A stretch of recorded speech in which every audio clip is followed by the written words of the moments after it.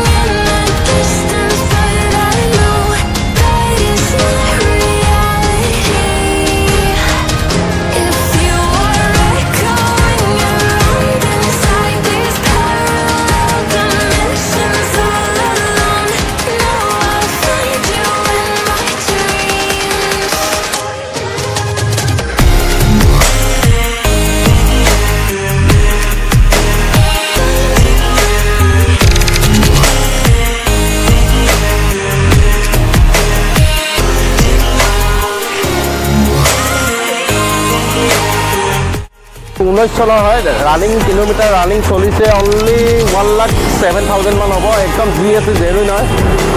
গাড়ীখন আস্কিং ৰাখিছোঁ আমি 14,80,000। অন টেবল নেগচিয়েশ্যন হৈ যাব।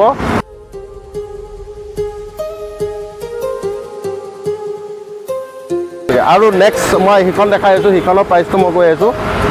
এইখন হৈছে 2.8G হয়, 2019ৰে হয়। এইখনো অৰিজিনেল পেইণ্টতে আছে গাড়ীখন। এইখন আমি আস্কিং ৰাখিছোঁ 15,10,000। অন টেবল নেগচিয়েশ্যন এইখনো হৈ যাব আৰু অল অভাৰ আছাম আপোনালোকে জানে ফাইনেন্সটোতো হৈয়ে যাব।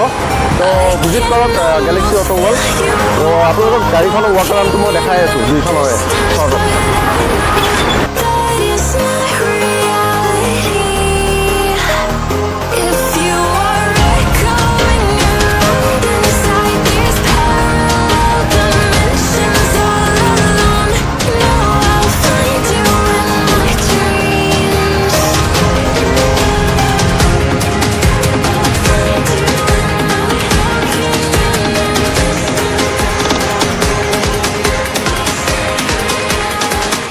এই দুখন যদি আপোনালোকে ল'ব বিচাৰে তো ভিজিট কৰিব লাগিব আপোনালোকে গেলেক্সি অটো ৱৰ্ল্ড। আপোনালোকে এড্ৰেছটো নিশ্চয় জানে, তেওঁ আৰু এবাৰ মই কৈ দি আছোঁ এড্ৰেছটো হৈছে আমাৰ বেলতলা লালমাটি নেশ্যনেল হাইৱে 37 একদম নিজে কাষতে হয়।